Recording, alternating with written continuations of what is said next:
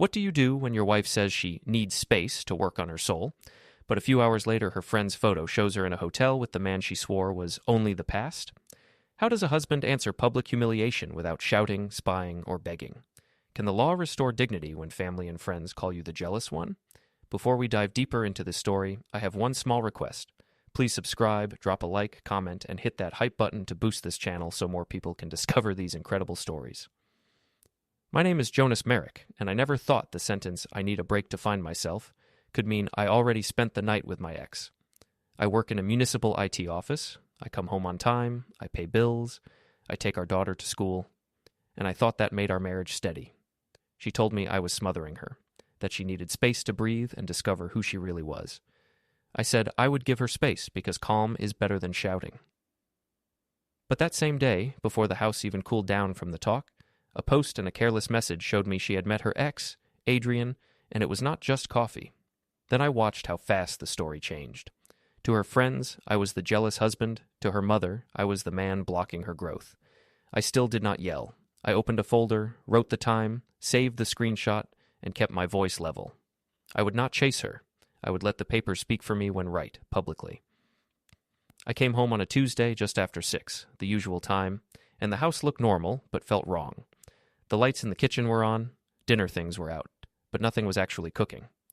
Our daughter Mila was on the floor with her dolls, not at the table. My wife Elena was standing by the sink, staring at her phone like she was trying to work up courage. I asked if everything was okay. She put the phone face down and said we needed to talk. Not later, not after dinner, now. I sat at the kitchen table. She stood like she wanted to stay taller than me. She said she had been thinking about herself and about us. She said she had lost who she was. She said she loved me but needed a break to find herself. She used those exact soft words, like a podcast. I asked if she meant divorce. She said no, not divorce, just space. She said I watched her too close, asked too many questions, made her feel managed. She said a woman should be allowed to grow. I said a husband is allowed to ask where his wife is. She said that was the problem. I did not raise my voice.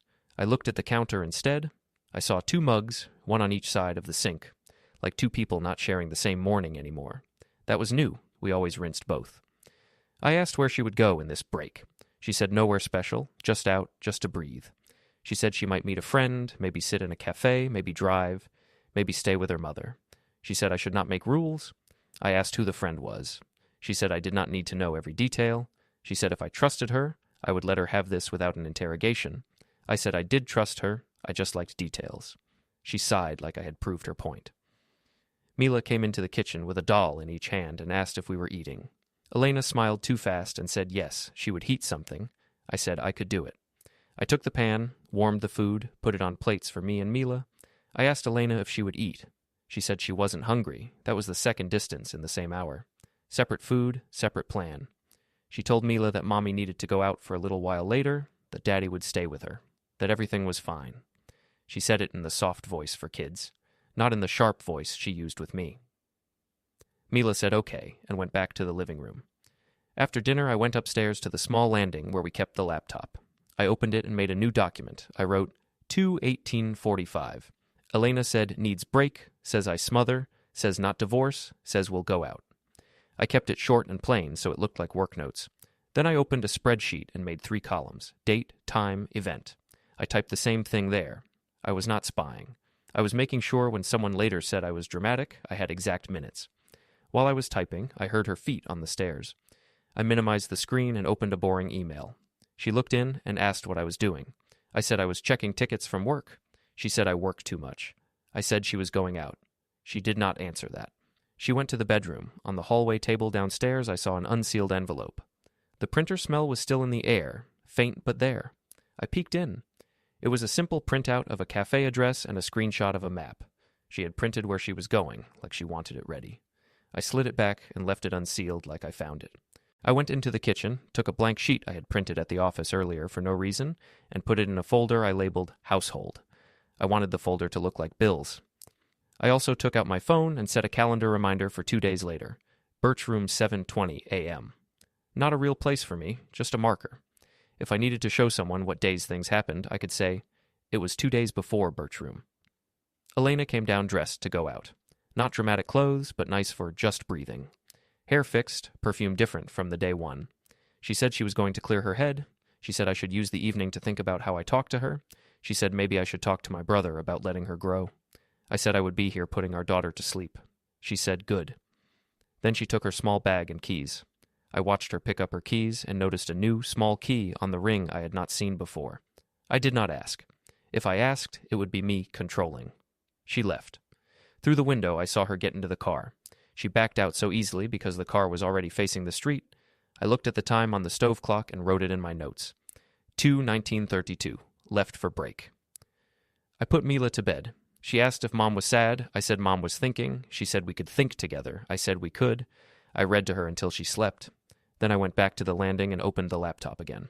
I made 2 new folders on the desktop, Archive A and Archive B. Clean, empty. I liked seeing them there. I imagined putting photos and screenshots in them. I also opened the browser and typed storage options, delivery tracking, and notary near me, then closed them. I did not go deep. I just wanted the idea in the air, not documents. Around 9, I heard a car outside. I went to the window. It was not her. It was Mrs. Harmon, the neighbor, coming home. She looked at our house for a second, like she wondered why only one car was gone. I turned off the lights so I would not be a face in the window. I sat in the dark living room with the TV low. I was waiting. For what, I did not know. Maybe for her to text that she was safe. Maybe for the story to break faster than she wished. At 9:27 p.m., my phone, which was on the coffee table, lit up. Incoming call. Private. I had the sound off. At that exact same moment, from upstairs, I heard our bedroom door close, soft but clear, like someone had gone into the room and didn't want to be heard. It made no sense because I was downstairs and Mila was asleep. Then I realized Elena had come back in without making noise and gone straight up to call. She did not call me to say she was back. She went to the bedroom to call someone else about the break she had just announced. I looked at the glowing private on my phone and then up at the ceiling where I knew she was talking. I did not answer the call. I let it stop. I wrote in my note, 2:21:27. Private call, bedroom door closed, not me. Muted phone lights up as private, while Elena closes the bedroom door to take a call about her break. The next morning I went to work like nothing had happened, because when you work for the city, you cannot bring your home drama into the office. The municipal building was the same as always. Old carpet, humming lights, people asking why the printer was slow. I fixed a login issue, answered 2 tickets, and pretended my head was not full of Elena's break. On my first coffee break, I sat in the small IT room we use as a break room, opened my phone, and did the thing everyone does now. I checked social media to see what people were brave enough to post. I was not looking for trouble. I was checking the version of the truth she was putting outside. There it was. A photo from late last night, posted by one of Elena's friends, Camilla. Not on Elena's page. Elena was smart enough not to post it herself, but she let herself be tagged. The picture was at a small hotel bar near downtown, the kind with big chairs and gold lamps. Elena was in the front of the frame, hair still fresh, the same outfit she left the house with. Behind her, just over her shoulder, blurry but clear enough, was Adrian, her ex, head tilted toward her like he had been talking close. The timestamp said 21:41. That was 14 minutes after I wrote down that she closed the bedroom door to take a private call. It meant she left again, met him, and then smiled for pictures like the break had nothing to do with him. The caption under the photo was worse. Love when queens choose themselves. I stared at the screen for a full minute. I did not throw the phone. I did not call her.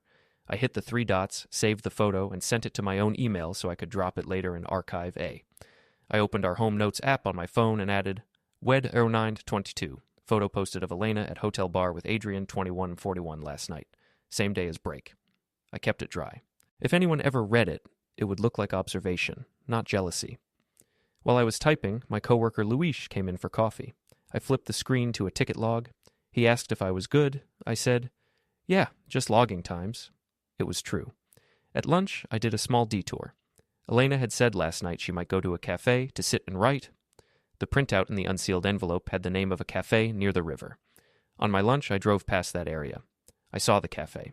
I also saw, parked 2 cars down, Adrian's silver sedan. Middle of the day. I checked the time, 12:37. I didn't stop. I didn't take pictures from the street like some spy. I drove past, turned the corner, and parked where I could write it down without looking obvious. Wed 12:37. Adrian's car near Cafe Elena printed. She said she needed space. I put the phone away. When I got back to the office, I refreshed the photo again. Now there were comments. One friend had written, "Last night was wild, you deserve that energy." Another said, "He still looks at you the same."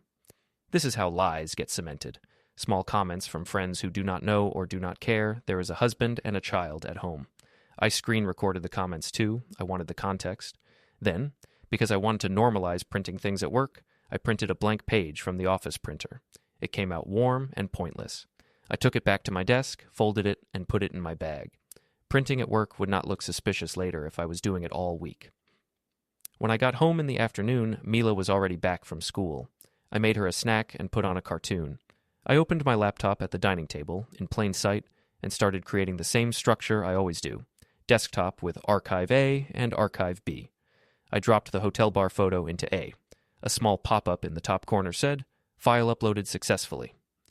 That was a nice sound to me now. It meant proof was somewhere else, too. While I was working, my phone buzzed again. It was Elena posting a self-care day selfie, same outfit as last night, but she wrote, "Needed to step away and breathe." Her mother, Rosa, liked it right away and commented, "Proud of you for choosing you." She had no idea she was praising her daughter for sleeping with an ex. Or maybe she did not care. I did not join the comments section. I just saved the post. Around 5, Mila came and sat beside me. She saw her mom's face on my phone. She asked if Mom was still sad. I said Mom was figuring things out. She said, "Did Mom need a break from me too?" I said no, just from grown-up things. She nodded, but I could tell it did not fully land. I switched off the screen. Elena came home around 6, not guilty, not quiet. She came in like she had done something brave. She said the break was good so far. She said she met an old friend. She said I should be happy she can be honest. I looked at her and said, "I saw the photo." She froze for half a second, then smiled like I was overreacting. She said, "That was nothing. We just talked. He was around." I said, "You said you needed to be alone. You were not alone." She said, "You twist everything." She said, "This is why I need space." I did not argue back. I said, "I took care of our daughter." That was it. She went to the bedroom to change. Later that evening, I made dinner. Elena ate with us now, as if last night hadn't happened. She talked to Mila about school, about ballet. She did not talk to me. After dinner, I went to the hallway and circled Thursday next week on the wall planner in red. I did not label it, I just circled it. Elena passed and looked. She asked what that was for. I said, "Just a reminder." She shrugged, but I saw her eyes try to read what kind of reminder. At 7:50 p.m., when Mila was watching a show, my phone lit up with a group chat notification. It was the chat Elena has with her 2 closest friends. She had added me long ago when they were planning a surprise party, then forgot to remove me. The message was from Camilla, the same friend who posted the hotel photo. It said, "You and Adrian looked so cute last night, tell hubby to chill. Breaks are for that." Right then, Mila tugged my sleeve and asked, "Is Mom still on a break from you?" I looked at the screen, at the laughing message telling my wife to tell me to chill, and then at my daughter. I did not let Mila see the phone. I locked it and said, "Mom and I are talking." I could feel my jaw tighten, but I did not yell. I opened my notes and wrote, "Wed, 1950. Friend says you and Adrian looked cute. Tells her to tell me to chill. Mila asks if Mom's still on break." That was the exact mix I needed. Public mockery and child confusion in the same minute. Group chat ping praising her cute night with Adrian appears, while Mila asks if Mom is still on a break from Dad. Thursday felt like a test I had not studied for. I woke on time, made breakfast for Mila, and packed her lunch the way I always did. Elena was already dressed when she came downstairs, hair perfect, perfume light, face calm. She said the break made her sleep better. She said she felt clear. She said she would be out in the evening. She did not ask if I minded. I said I would be home. She nodded like that was expected. Mila asked if we were all eating together. Elena said she had plans to journal. I said we would eat here. After they left, the house felt like someone had moved the walls an inch farther apart. I washed 2 mugs and set them on different counters without thinking, and then I stood there and stared at what my hands had done. I put 1 mug back next to the other because I could not stand the picture. At work, I cleared tickets and stayed busy. I did not watch the hotel photo again. I did not read the comments again. I told myself the version in my head was enough, but the world does not let you keep your head quiet, not now. During lunch in the municipal break room, a new story floated to the top of my phone. Not from Elena, from Camilla again. This time, it was a short video from a rooftop bar. String lights, skyline, laughter. Elena was in the center of the frame, hair moving in the wind, Adrian behind her left shoulder talking to someone out of view. Camilla wrote Freedom Night over the clip. I watched once and saved it. I watched the timestamp, matched it to the minute I was eating a sandwich with one hand and fixing a password with the other. I wrote, Thu 1248, rooftop clip, caption Freedom Night, Adrian in frame. When I went home that evening, I made a simple dinner. Elena texted that she would be late-ish. I read the word twice. I put Mila to bed after a story and then sat at the small desk on the landing. I opened the laptop and created a clean desktop tree again. Archive A. Archive B. I dropped the new rooftop clip in A. The cloud pop-up blinked. File uploaded successfully. I took a breath like the screen had handed me air. I opened a plain spreadsheet and placed 3 new rows with just initials and times. E. Adrian, rooftop, Camilla, tag, Rosa, like. I kept it as initials because I did not want to read their names each time. I minimized the window when I heard steps. No one came. The house made those small sounds old houses make, like the building itself was listening. I walked to the hallway planner and traced the red circle I had drawn on the date next week. I did not label it. I placed my finger on the circle and then let go. In the living room, I tested the dictation app on my phone for volume. The faint beep sounded once, and I turned it off. I was not recording anyone. I only wanted to know how loud the start sound was in an empty room. I renamed the number I had called for general information to just an emoji. If Elena ever saw the contact later, it would look like any friend. I slid a small USB into the desk drawer with today's date on a sticky note, closed the drawer, and let the lock click in the quiet house. It was an ordinary sound, but it put the evening into a box. Friday brought noise. People move through Fridays differently, like the city hums louder. I dropped Mila at school and went to work. Around mid-morning, Camilla posted a boomerang of clinking glasses with the caption, "To space." Elena's hand was in the lower left, bracelet catching the light. In the background, I could see Adrian's profile again. I saved it, as always. I printed a single blank page at the office and slid it into my bag. Luis asked why I still printed when everything was digital. I said I liked bringing paper to the desk when I had to read. It was not an answer to his question. It was a way to practice keeping my face level while my hands hit a plan in plain sight. After work, I took Mila to the community center for a kids' art hour. The hall smelled like old wood, glue, and popcorn from a machine someone wheeled out on holidays. Parents sat along the wall, pretending to watch, really staring at their phones like small windows into other lives. I put my phone face down for a while to force myself to look at my child. She cut green paper and told me it was a tree for a place where people do not leave. She asked if I could keep it. I said I would put it on the fridge. During cleanup, I flipped my phone to check the time and saw that Elena's story had a new clip, music. People pressed in, arms on shoulders, the camera weaving. A voice I knew from a dozen rooms now, Camilla, said, "Toast to women who choose themselves." The camera moved to Elena's face. She smiled, but not the warm one she used to give family. It was the smile she used when she performed. In the side frame, Adrian lifted his glass. Maybe he thought he was out of the shot. He was not. The word cheers flashed. I saved it. I did not watch it twice, not here among crayons and children. I put the phone away and helped Mila dry her hands. On the way home, we stopped by the supermarket. The checkout lane had bright candy and tabloids promising futures that cost $1. My phone lit with the alarm I had set days earlier. Meeting, personal. I dismissed it before the cashier said anything. It felt like practicing for a moment in another building, later, where I would also dismiss a feeling and let a plan move forward. At home, Elena's shoes were in the hallway, but the house was empty. I called out once and walked to the kitchen. On the counter lay mail, flipped stack, bills mixed with a flyer. I placed the green paper tree from Mila on the fridge with a weak magnet. It slid, then held. I stood there too long, making it stick. I opened the household folder and slipped the blank page I had printed at work inside, between water bills. The folder was slowly thicker than it needed to be, not heavy, but not light. I closed it and lined it up with utilities and bank. The spines faced outward like clean teeth. Elena came in near 7, bright from the outside. She said her mother wanted to have a family dinner soon. She said it would be good for us to talk with people who understood growth. I asked what day. She said Sunday. I said okay. She said I should come ready to support her journey. I did not answer that. I made pasta and put plates on the table. She ate small bites while watching a video on her phone. I knew which video. I didn't ask to see it. I put a second fork on the table for myself and sat with my daughter. After dinner, I cleaned quietly. Elena went upstairs to the bedroom and closed the door. That soft click again, not a slam, a door closing like a stage direction. I took my jacket and went to the balcony for air. My phone buzzed with a long message from Rosa, my mother-in-law. She wrote about how love evolves and how breaks are normal.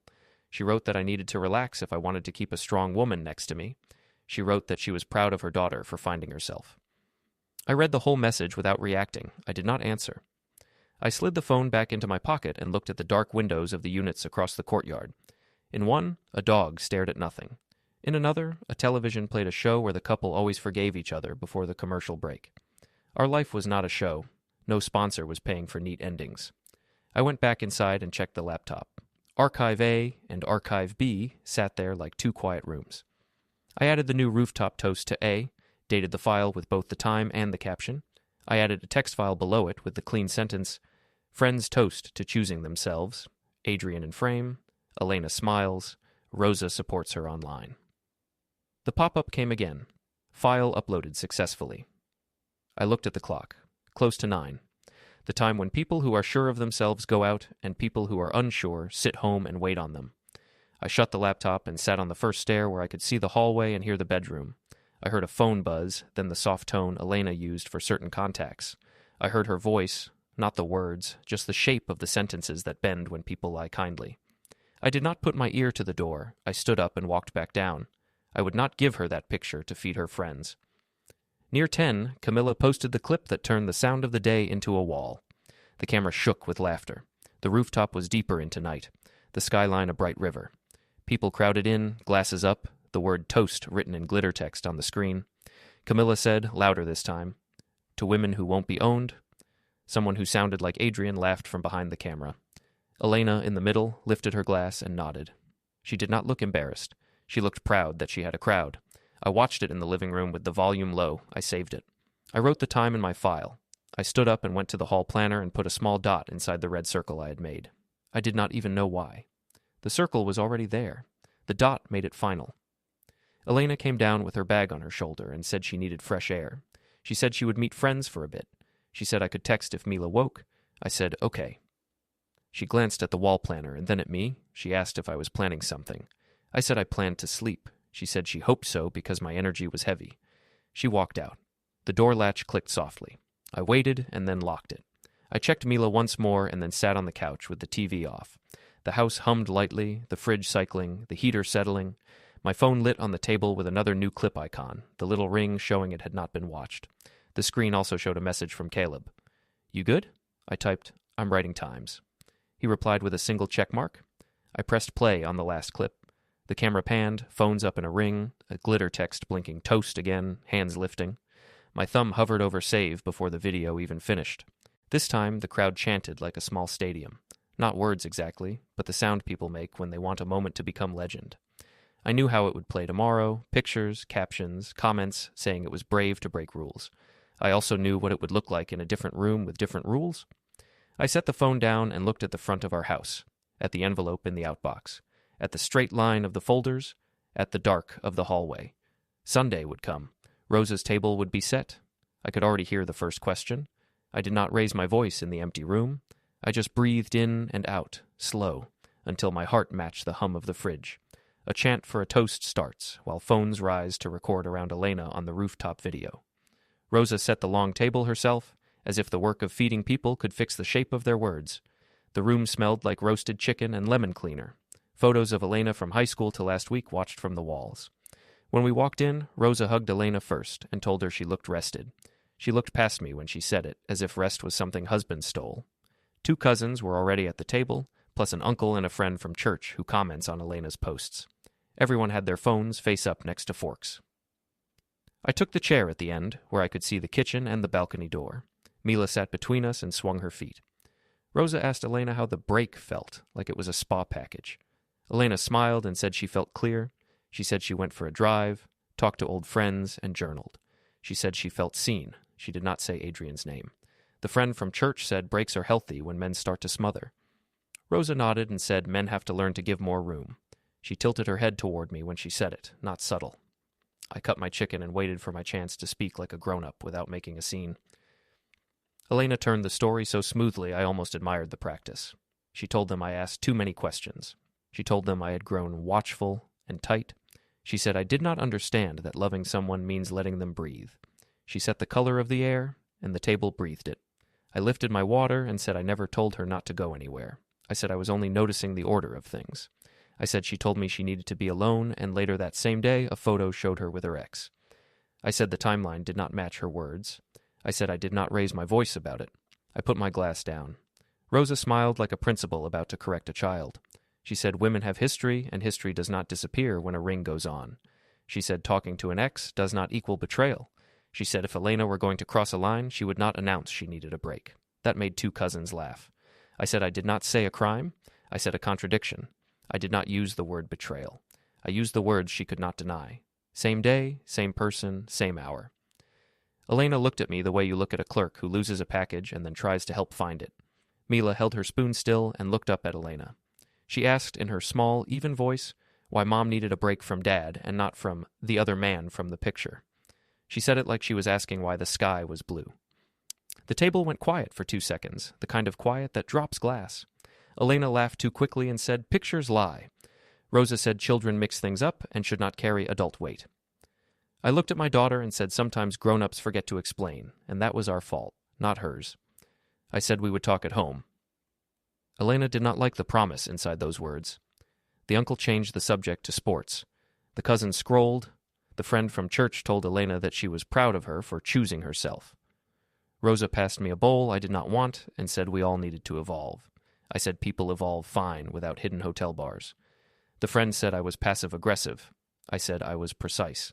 I said if the story asked me to clap while I was being made the jealous husband, I would not clap. I did not raise my voice. I spoke with the same tone I used to tell a user their password reset worked. Not cold, just finished. Elena stood up at some point and said she needed the bathroom. She took her phone with her. I watched the kitchen clock and wrote the time in my head. 7:26 p.m. She came back with the smile she uses when she has decided on a new angle. She touched Mila's shoulder with her fingers and told Rosa we should all show compassion. Rosa said she agreed and told me, very gently and very publicly, that I had better find a way to support Elena's journey or risk losing her. The table nodded like a chorus.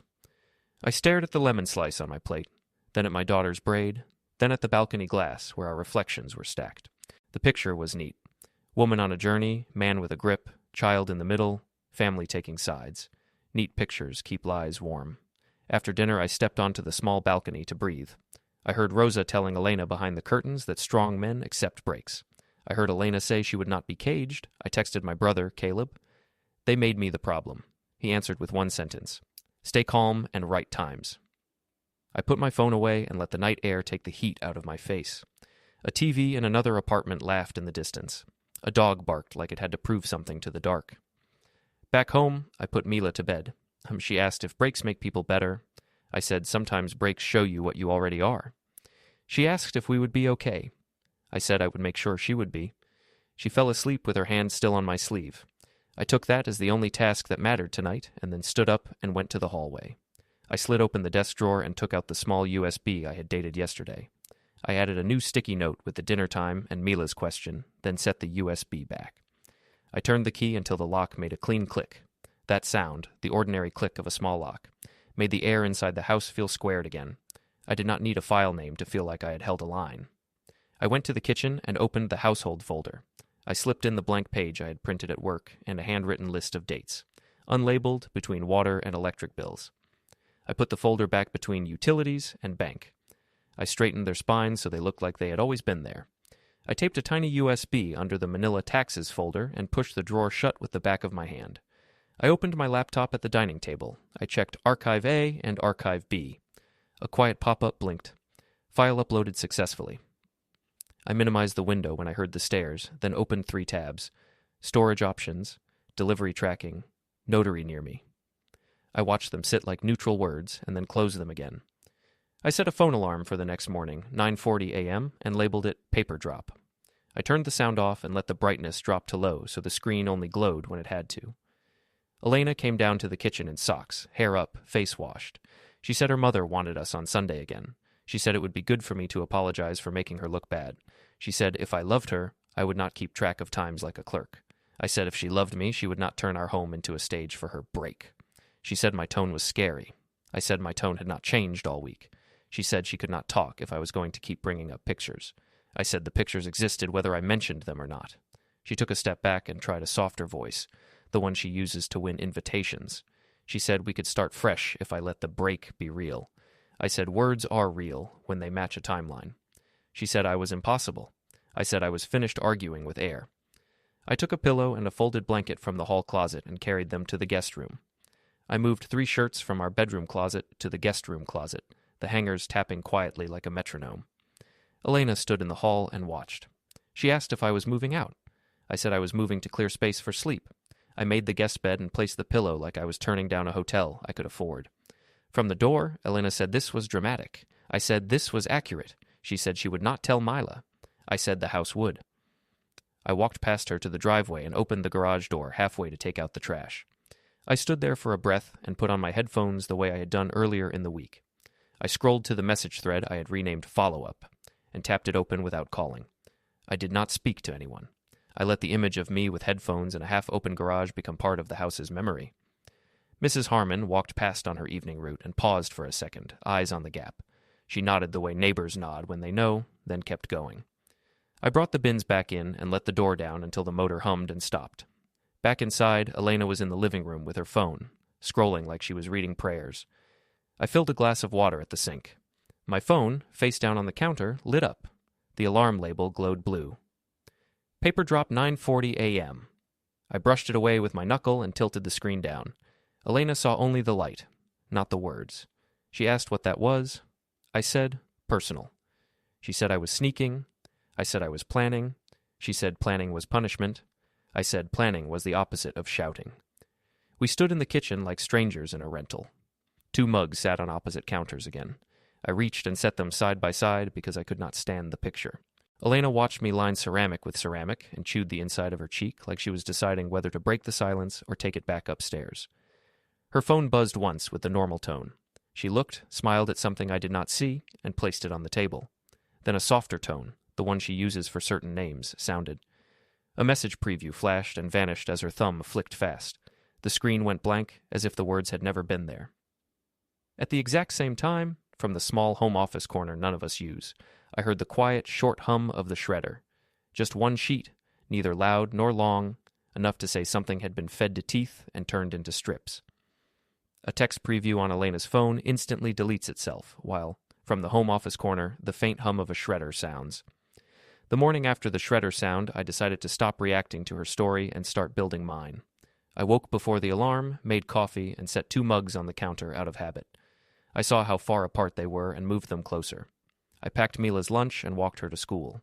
I kept my voice steady, told her I would pick her up, and watched her run into the building with the backpack bouncing.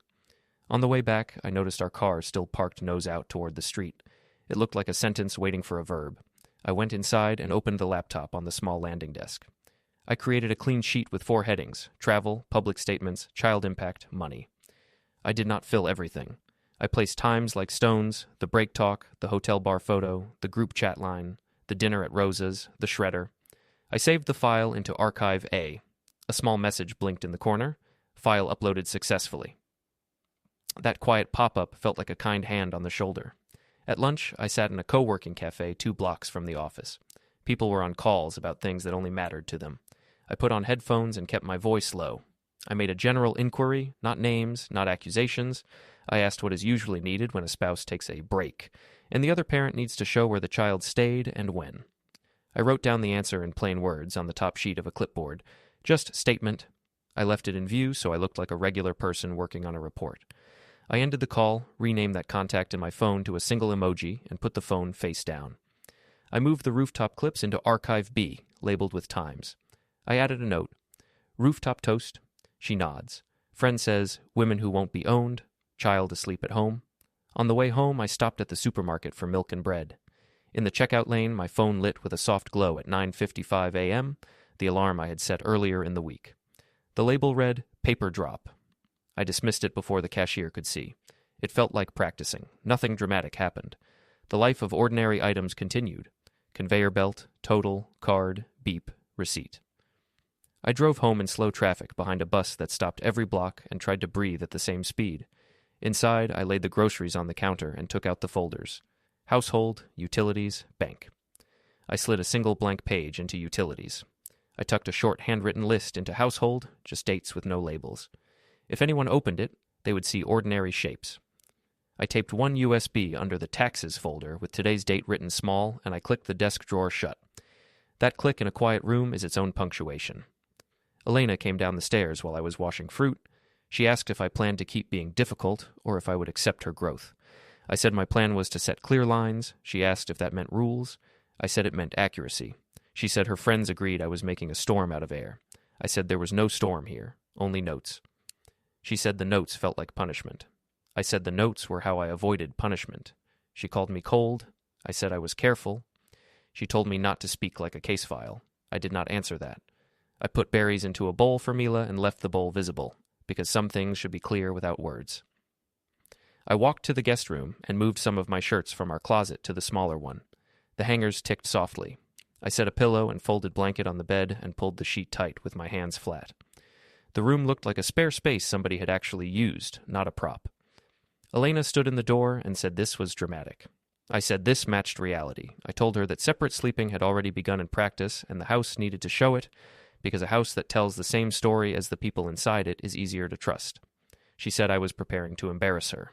I said I was preparing to stop being embarrassed. Mila came home, and I sat with her to check homework. I stayed present, pencil, eraser, small smiles.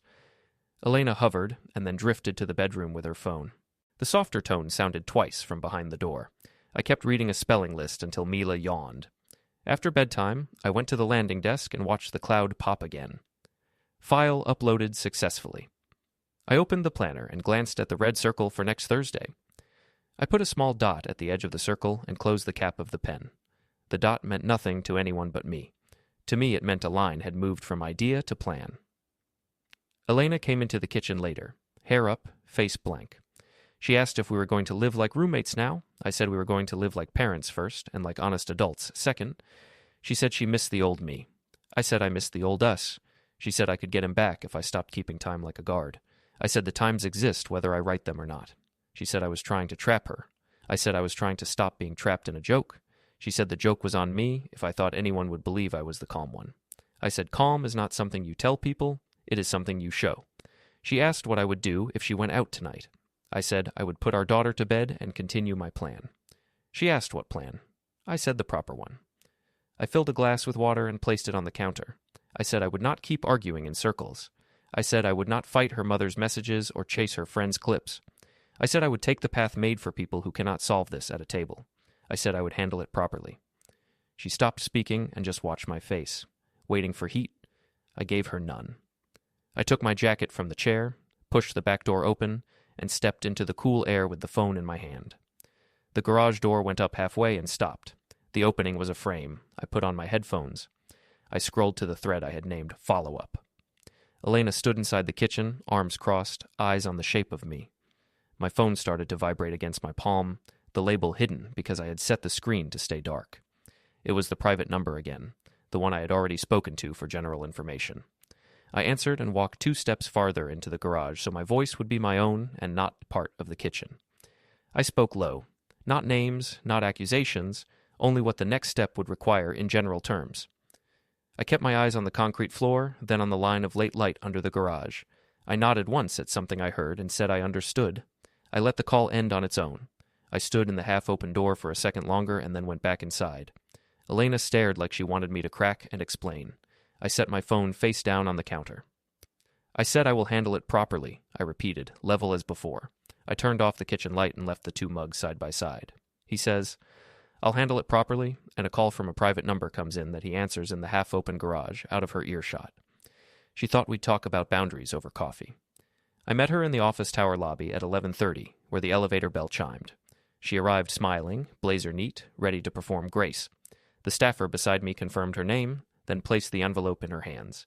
Petition, temporary financial and possession orders, custody schedule notice.